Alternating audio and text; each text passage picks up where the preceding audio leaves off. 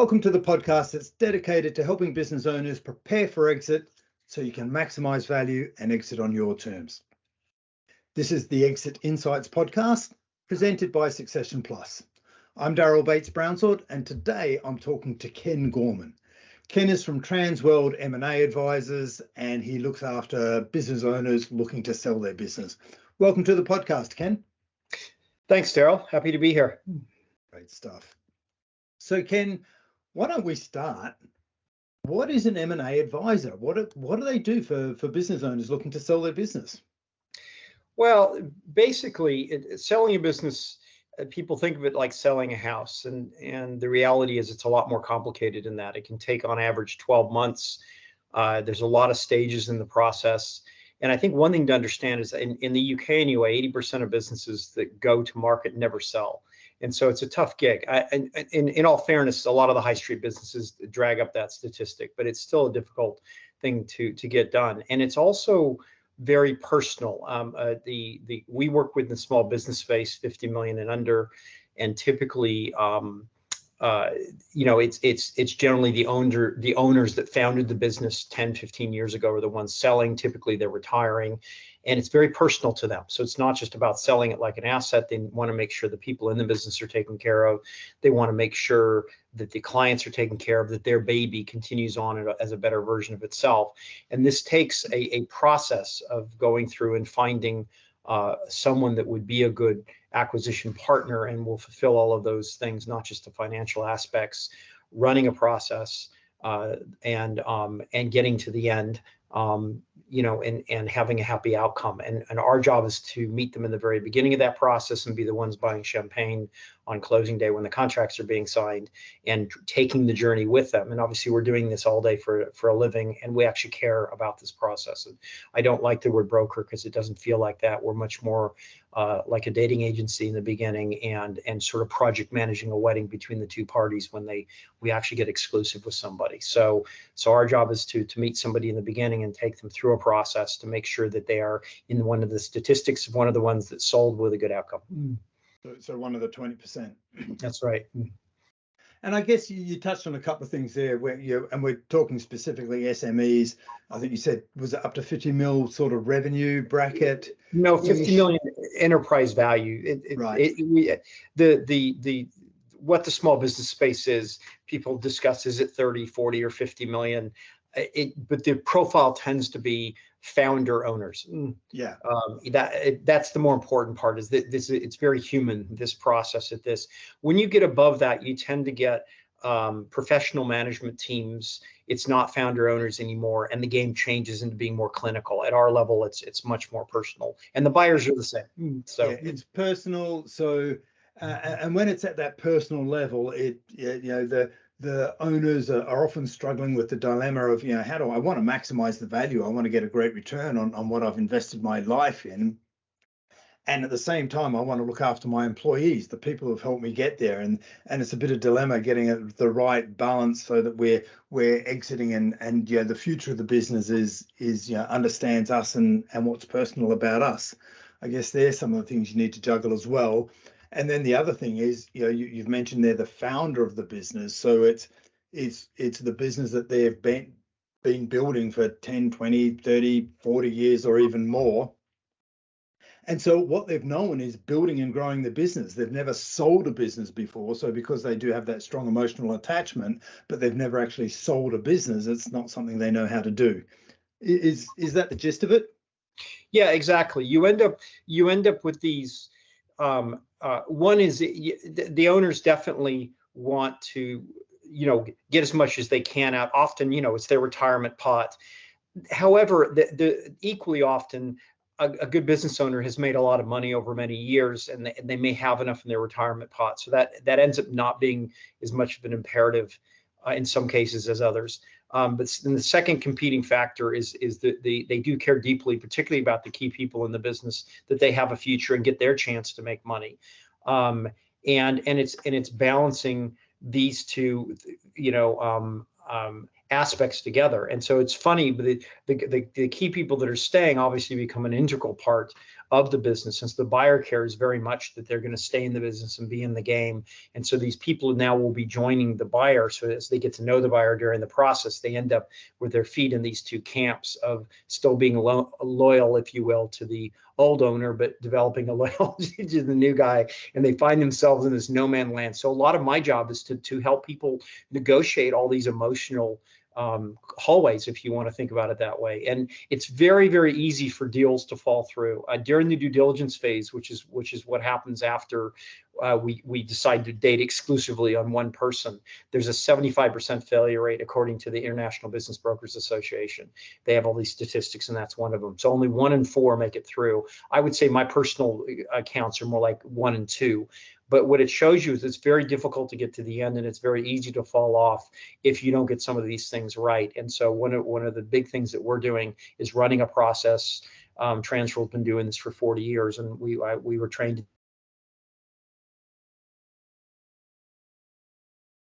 And more importantly, not having what should be good transactions, good partnerships, good relationships fall out over silly things, because that's what can happen is people get the wrong end of the stick, and these aren't, the emotional side of these aren't managed correctly. So we spend a lot of time with that. Okay, so we're always balancing the commercial and the cultural aspects of the deal, I guess, for these owners. So Ken, you've got a lot of experience. You say you're very hands-on. In your experience, is there a right time to sell a business, I guess, in terms of the life cycle, or is there sometimes when it's easier and better to sell a business than others? My experience is that, and it's a great. I'm an accountant. I was a chartered accountant with Ernst Young, and I've had that training is to give you an intellectual, mathematical answer. But my experience tells me differently. Most of our clients are retirement, but retirement can happen at different times. We get people 55 that want to retire. I have people that are 75 that are selling their businesses. So there's like 20, 25 year. So it's not as easy as saying what age. What we find is the best way I can describe it is that there's a switch that goes off in the heart that says it's time to move on. Different people describe that differently. You can have a quasi-spiritual aspect that the universe is moving you on and your life's meant to go in a different direction. You can describe it practically that you've just lost enthusiasm and you no longer want to go through the next season, if you will, to use a sports analogy. You just don't have it in you. But that's what I hear from people. I don't have it in me anymore. It's time, Ken. I need to leave. That's when it tends to happen, because the person driving the business now no longer has the enthusiasm or the drive to carry on. And it's important because it can take 18 months before they're able to leave once we start a process. It takes 12 months on average to sell in a 6-month transition period, something like that, that it's important once that switch has gone off that we start selling now. And so the important thing is that people evaluate where they are in themselves in with that, and they're honest with themselves. What happens if they're not honest and they don't respond to that switch is the things start declining, and maybe they do end up being forced to come to us 2 years later, but the EBITDA, the profits, all that have been cut in half. Things get worse in the business, and so you have an asset that's not as easy to sell, and the people suffer and all that. So it's important to respond to that. So that's our feeling on that. Sometimes it's a health issue. Someone's had a health issue and has to change. Sometimes we get younger people that want to sell because they've just built this one and they're the type of personality that needs to move on and build the next one, and this one's got too big. That can happen. That's another version of the switch. I'm done with this. If I'm a painter, I'm done with this painting and I need to move on to the next one. But we always examine that's happened in them. And I know that's not a logical answer, but to anyone that's ever had it happen, it's how it seems to roll out. Yeah, I see business owners, they get to a point and they've grown their business so far, and some of the feedback is that they just feel totally stressed and the business is taking over their life, and it's just overwhelming. And from what I've seen is, from an operational perspective, is things are just no longer operating as smoothly as they can, because often they don't have systems and structure in place. So they either need, I think, as you're suggesting there, is to get a different person in to run the business that can introduce the systems and structure and frameworks to take the business to the next level, or have someone come in from a consulting perspective and introduce those systems and structures and educate the founders, the owners, on how to drive those. And when I see that happen, I've seen business owners go, you know what? I've fallen back in love with my business. I've seen them say, look, can we not sell the business? Can we just hold on for another couple of years, and that way I'll go out on a high rather than a low, after so many years. So yeah, I take your point. It's really an emotional journey that we have to get our head around, because if the business owners don't have their heart in it anymore, the risk is, I guess, from your perspective, that if they haven't got their heart in it, they're going to drag the value down and make it less attractive to be acquired, or definitely not at a maximized value. Yeah, that's right. And also, I just also wanted to really agree with what you just said, about if I get that sometimes people confuse this switch in the heart for needing to leave with just being overwhelmed in the business. I generally, if I encounter somebody that's in their 30s or 40s and wants to sell their business, 9 out of 10 times I'll talk them out of selling their business, because a good business that's making money is a good thing and a gem. 80% of businesses in this country don't make it 5 years, 90% don't make it 10 years. And if you have one that's really making it, it's a shame to get rid of it, because and so often what I find is that people became entrepreneurs. The number one reason was freedom. They wanted freedom. Money was secondary. So they get the business and it starts doing well, and suddenly they've got HR issues and VAT issues and reports and all the problems and they find that they don't have freedom anymore. And their solution is I need to sell the business to get my freedom back. When in fact, there may be another solution, in that they get a consultant to come in, like Daryl, I'm thinking of you exactly, to come in and help them understand how to take a step back, have other people delegate, put systems in place and that kind of stuff to get their freedom back within the business they already have. So the switch really hasn't gone off. It's simply that they're not feeling the freedom anymore, and they just simply need to get that freedom back, and then keep the business. But if I get somebody that's over 60, usually they're needing to sell because they just have a limited amount of time to actually go do other things besides do the business. And so a lot of times I always say a business sell for people over 60s, we're actually buying time. Time is one of the products of a business sale. We're giving you time, you're getting time, back. But yeah, it's important to distinguish between that. And I can't emphasize enough how important it is that people are not just responding to this freedom issue, because they'll never get to the end of a transaction if it was only freedom they wanted, because they'll realize during the process they had to jump. The other thing is that we find that a lot of people, the switch hasn't gone off, but they know it's going to go off in the next 3 to 5 years. And that's great, because now we have time, or they have time to work on the business, to put systems in place, and to work with, like you guys in particular, Daryl, to improve the business, to improve the bottom lines, to deal with key man issues, all the things that increase the value of a business. So we put people in 2 categories. One is the switch has gone off. They need to leave. We need to get going. They've only got 18 months before they're really going to lose enthusiasm. We need to start our process. Or they know it's going to go off in the next 3 to 5 years, and fantastic. We put them up with you. You work with them for a couple of years, and we significantly increase the value of the business and really get it ready, so that when we arrive and they are ready to sell, we've got a fantastic asset to sell that's looks very solid to a buyer. Okay, so playing with that a bit, I've spoken to other brokers on the podcast and learned a bit about their process.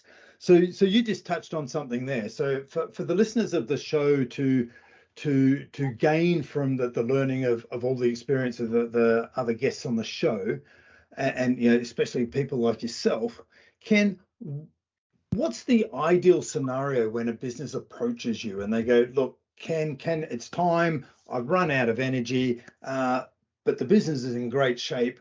What does a business look like when they come to you in an ideal scenario to make your job easier and to help them maximize value and really exit on their terms rather than have the buyer dictating terms to them? Yeah, that's a great question.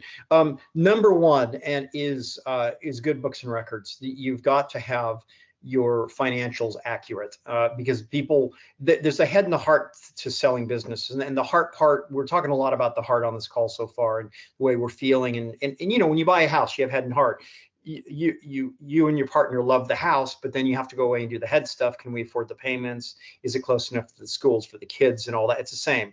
So from a head perspective, the people will need to do a lot of financial modeling and analysis, and they must be able to rely on the data that they're looking at. If they don't, it increases the perception of risk, and when you have perception of risk, valuation goes down. There's a very direct relationship. Risk runs right through the M&A paradigm, and the higher the risk, the lower the value. It's simple. That's a longer discussion some other time, but so good books and records. You got to have good systems. Second thing is the quality of the revenue.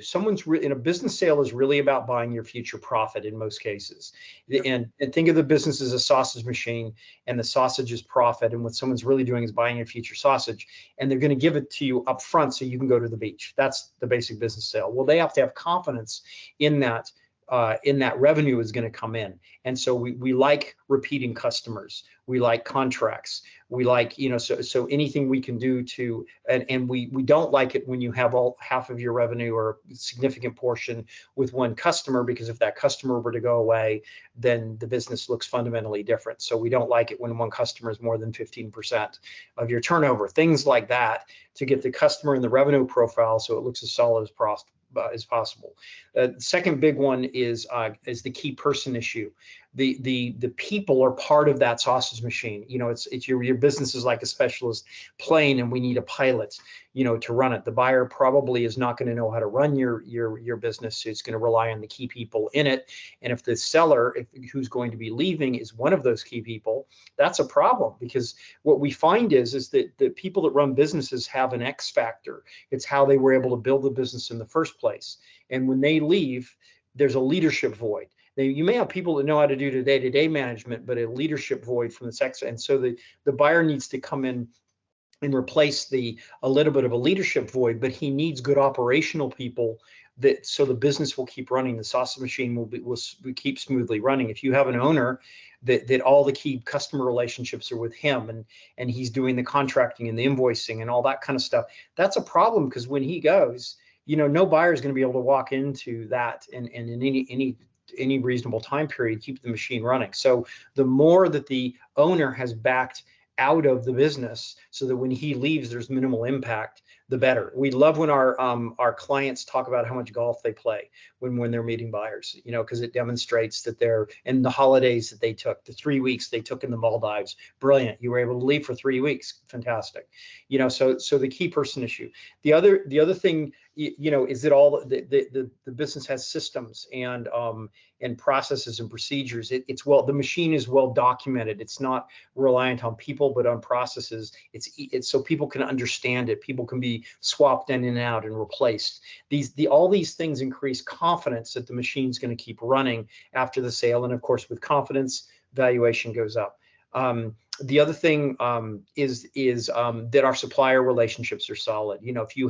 I've had clients that have one key supplier, and if that, say they're importing a certain kind of machine, and if that were to suddenly be severed, the entire business would collapse. So you have the opposite of the customer situation on the supplier situation. And also, if they have any relationships with any entities that them not having that relationship would severely impact the business. So it's all about de-risking it, and quality of earnings, and making sure that the people are going to transfer and that kind of thing. Those are ideal. And also the capital structure. It's okay if the business has debt in it, and in fact, that can be a good thing as long as that debt transfers. If we have non-transferable debt, it's a little bit more complicated. But most businesses are bought with some debt, and so we want to make sure that when a lender looks into the business, it's got a good credit rating and it looks solid, and it's and we're going to be able to get debt on the business, because whatever debt we get is going to end up being part of the closing payment for my client, for the seller, and so those are important as well. And I guess stock control and all that goes along with that. And also some businesses are very asset intensive, understanding what assets you own and what their market value is. Again, it goes back to good books and records, but just to mention that, I'm just running in my mind things that have caused issues. But it's all that kind of stuff. The more that's documented and visible, the more confidence and the quicker and easier the process goes. And you've talked a bit about, let's call it, business operations and internal stuff in the business. Ken, what about external stuff? And what I'm thinking about is perception in the marketplace to brand, IP or knowledge about proven process or things in the business that you can only get from this business, you can't get from elsewhere, like product or IP. How much of an impact do those things have on the valuation? It depends. This is a good question. I have 30 years in the software industry, and we get into this a lot. And in the end, businesses are sausage machines, and the people are buying future sausage. And because the future profit or cash flows have to pay for whatever mechanism the investment, whether it's paying off a bank loan or an investor or whatever, to give them a return. And so in the end, we have to always come back to that's and everyone says, well, yeah, but the software company got a 50 times, profit valuation, or, yes, they did, but somebody, whoever acquired them, whether it was Facebook or Microsoft or something, somebody sat with a spreadsheet and made a buy versus build decision that they could take this technology and they could bring it to market faster by buying it than building it. And it would have a certain amount of profit associated with it, and that's what drove that valuation. So wherever you look, I really you either sell the assets in the business. So if I've had CNC shops with 400,000 pound machines, maybe they have 3 of them. That's 1.2 million pounds in machines, and they say, Ken, we could just sell our machines. Sure, go ahead. You can. You've got 1 point, and they see great value with that. But their cash flow, they may have 700,000 in profit, which means we can get them almost 3 million in a valuation. So I said, you can either sell your future cash flow and get a 3 million pound valuation, or you can sell your machines for 1.2 million. You can't do both. You either sell the cow or the milk. You decide. And so this is where assets come in. So any assets that they have, whether it's cool IP or whatever, have to be translating into profit somehow. And so the only reason a buyer would give them more value for something really cool that could only be got from them or whatever is if the buyer could take that more value than the normal mathematics on the cash flow, is if the buyer could take that, like my Facebook example, and leverage it in a way that the current company is not, to create more profit. But in the end, it always has to come down to how much profit it can produce. It doesn't have an inherent value, just like the CNC machine. The business is an entity. It produces a certain cash flow, but the cash flow the buyer is worried about, and this is really important, is the cash flow after the sale, right? The only reason we look at historical financials is to help, because we don't have a crystal ball, is to help us determine what the future cash flow is going to be. So he's going to look at it from his perspective. So if he can leverage something they have in a way they have it and produce more profit, it can put upward pressure on valuations, I guess. This is not a very common scenario, but normally we really stick to what future cash flow is going to be. I think the key message that I've taken from that, and clearly you've got a lot of knowledge and experience there, Ken, is that if the business owner feels they've got some product or brand IP, and one or the other or both, they need to demonstrate how this generates extra cash for them above and beyond their competitor who doesn't have the equivalent. And that'll already show up in the financials and the profit number that will help increase the valuation formula. So and the reason I ask is that often, and I'm sure you've seen this as well, that there's a lot of businesses out there who are at the smaller end of the SME size, and they're operating in a general or a local regional market, and they've invested at some point in branding. And they've got a nice logo, and they've got the color scheme, and everything looks the same. But if their brand is only known in that local market, but people are really still, the customers are still really buying the people, they still, yeah, they associate the people with the brand, but they're really buying the reputation of the individuals in the business, then in that scenario, the brand is definitely not adding any extra asset value to the business. And but it's a part of the growth cycle or the maturing size and scale of the business, and they need to go through that journey as they scale up in their business cycle. Well, from that perspective, if you're able to go beyond the individuals and into a brand, that decreases risk. Yeah, because I'm now not reliant. Imagine instead of a brand, it was reliant on one person that could leave. That's risk. And remember, but imagine it's a brand and we could swap people in and out. There's less risk. And in that case, the valuation, it puts upward pressure on the valuation for sure. But that's a function of there's two calculations, right? It's the projected profit flow and the multiple, and that puts pressure on the multiple side of it. The actual brand itself has to demonstrate that it can deliver profit somehow to have value. We're talking about two sides of the equation. Yeah, so it's a really good insight there. If the brand is depersonalizing it and people are coming to the brand, and I guess the extreme of this is Coke or Pepsi. People go into a deli and they ask for a can of Coke. They don't mean Pepsi, they mean Coke. They are specifically asking for a brand, and that if they can't get it at that deli, they'll walk on to the next deli where they can get a Coke. That's right. In extreme situations, that's the ultimate that every business wants to achieve, and they've got some real valuation in their brand. Okay, so agreed. We've got businesses who they've prepared themselves, they're focused on their assets, they're focused on tidying up their accounts, their financials are clean, they've got a good history, they can demonstrate that they're having 3-week holidays, playing lots of golf. They come to you, you make an assessment and you go, that looks fantastic, we can probably get a really good valuation for you, we can present you to the market really quickly. They go to market, they get people, they sign heads of terms. Why would a business fail or a business exit fail after the heads of terms are signed, Ken? What would stop a business sale proceeding then? Okay, and it's important to say that although the IBBA says there's a 75% failure rate in due diligence, it doesn't mean the whole project fails. In fact, it doesn't, because half of ours are not completing either.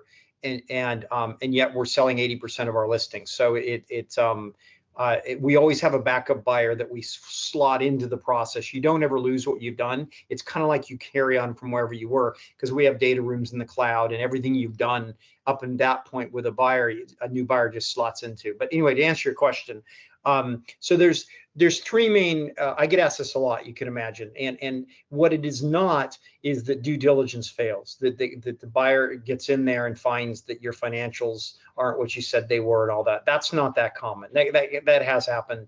There's three main categories of reasons.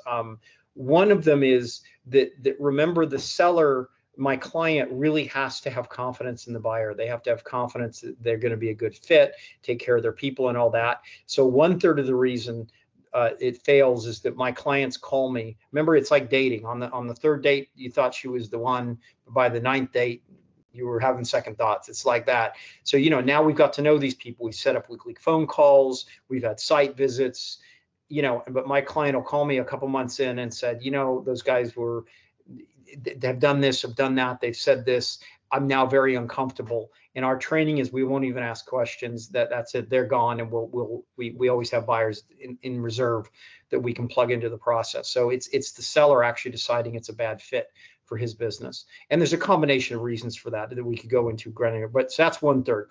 1/3 of the reason is that we have funding issues, that we agree to deal at the heads of terms, we get into the deal and into DD, and for lots of different reasons, we find that the funding is not going to work the way we thought it was going to be, and so we can't hit the valuations or the cash flows, and the deal just doesn't work or we can't get funding at all. So that happens a lot. Funding's hard, and so the deals become unfundable for that particular buyer. So that buyer goes out, a new buyer comes in who can get funding, and away we go. 1/3 of the reason, or maybe not quite a third, but maybe 20%, is that during that process, this is a multi-month process, my client's financials decline. And when the financials decline, now what happens is nobody has confidence in what the future cash flows are going to be. It becomes very difficult to know, what is are they going to continue to decline? Are they going to recover? So we end up having to wait and pause transactions. And so that happens a lot. And maybe only 10% of the time does the buyer get in there and find that what was, maybe even less than that, what real due diligence failures, where they get in and find there's issues with the business that we didn't see when we made the offers, or the financials were misstated. Things like that are not that common. We normally catch that stuff long before it happens, but it's normally like that. It's normally either funding issues or people issues, if you want to boil it down, and things go on for too long, and people get impatient and things like that, and in getting to know each other. We do during due diligence, we do the actual due diligence you'd expect. We populate the lockers with all kinds of stuff. We then do a funding stream. We then do a post-sale planning stream. And when the sellers decide them and the buyers aren't going to work out, is generally around that post-sale planning. What it's going to look like after the sale just isn't matching the expectations, and the people are getting uncomfortable. And sometimes the key people can get uncomfortable. It's things like that break down. It's mostly people issues at this level. So let's assume it does go ahead. Yep. The seller, is comfortable with the buyer, the due diligence, they don't find any skeletons in the closet, and the funding all works, and they can put a deal together. What's the involvement of the founders or the owners of the business, once the paperwork's signed? Are they off the hook at this stage? Are they on the beach drinking pina coladas? Are they, what involvement or ongoing risk, since we're talking about risk? So it's a good question. So a couple things. One is, I always tell people the purpose of a business sale normally, right, is that the guy selling it can leave. And it's important to understand that. So when people come to us with deal proposals where someone's going to stay in the business for a period of time, what happens is that those deals don't close, or they're very unhappy after the fact, because they end up doing the same amount of work they were doing, but someone else is collecting the profit. Now, the exception to that is when the business is acquired. I call it getting beamed up into mothership. They get acquired by a company that supercharges their model. They've hit a certain level with a certain kind of technology, for example, and they're only able to sell so much, but they get acquired by a larger company. They can run it out to a mass market. That's a different scenario, because you're getting acquired to supercharge yourself. But in a scenario where the business is just going to run as it always has, and the owner's going to stick around for 3 years, generally those are not healthy scenarios, because the guy, remember the switch? The guy was selling the business so he could leave. He could go to the beach, and him staying in the business, A, isn't what this was for. B, he will feel bad because he's working doing the same thing, but someone else is achieving the profits. And C, he was meant to be leaving, and if he was feeling wanting to leave, how is he going to feel when it's not even his business? And also, most entrepreneurs haven't had a boss. And so, having a boss is difficult. So typically, because of that, we have transitions where we say you've got to stick around for a period of time for a handover. Now, if he has a very strong team under him, like we've talked about, and he's been golfing for or whatever way for 3 weeks, the transition can be very short, because his team already operationally knows how to run the business. And so the handover is just a strategic handover, typically to a non-exec board with maybe a chairman and stuff like that maybe happens over a period of 6 months. If he needs to stay in the business, typically it'll be simply to be handing stuff over to the new people, helping show them the ropes and stuff like that. And there's a tail off. But we used to say, it could be 12 months, 18 months, whatever. And what happens, everybody has the best intentions, but you ever have the idea when you're selling a house that when the new people come in, you're going to do this for them and that for them and tell them where things are and all this. And then moving day comes and you move, and you think a week later, you never thought about it again, because the energy shifted. Yeah. The same thing happens at the end of a business sale, is that there's an energy shift. There's new ownership, it's like having a new prime minister. And there's a period where everyone's still, but within about a month, the whole power dynamic has changed, and it doesn't feel good for the owner because he's no longer the boss anymore, and maybe he has been for 20 years. And so there's a natural exiting off-ramp process. So I always say, I just, from a human perspective, it's very difficult for that to go longer than 6 months on a full-time basis. Now, there are certain scenarios where the owner has key commercial relationships. He plays golf, does all that with key commercial, and those like very specific tasks are normal maybe for him to go on for longer, for a couple of years or something like that. But he's no longer in the business. He's simply doing sort of an outsourced role, while somebody else is worrying about the day-to-day and stuff like that. That's my observation. Again, people might have different observations. That's my view. But so anything we can do to reduce the obligation or need for ongoing involvement is all part of the de-risking process. Absolutely, because it's how it feels after the fact anyway. Yeah. And yeah, definitely. Energetically, they've moved on at this point, and that's the best scenario we're looking for, isn't it? So Ken, look, you've shared so much of your knowledge today, and it's been fascinating talking to you. So look, I'm just wondering, of all the things you've shared, what's the key message you'd like listeners to walk away from our conversation understanding and knowing? I think that when someone's selling a business, next to getting married and having kids, it's the most important thing they do in their life. It's a big life transition, and that we should all take it really, really seriously. And the buyers are spending a lot of money and taking on a big commitment. And it's not a transaction like a real estate or a buying or selling a car. There's a lot of human lives involved, and that we should take it very, very seriously and do a good job with it, and operate honestly and with integrity, and honor the life situations of the people involved. Okay. So it's the biggest decision and requires the same amount of energy investment. That's brilliant, Ken. I appreciate your time today. Thanks for sharing your thoughts and your exit insights with us. Thank you. It's been a pleasure, Del.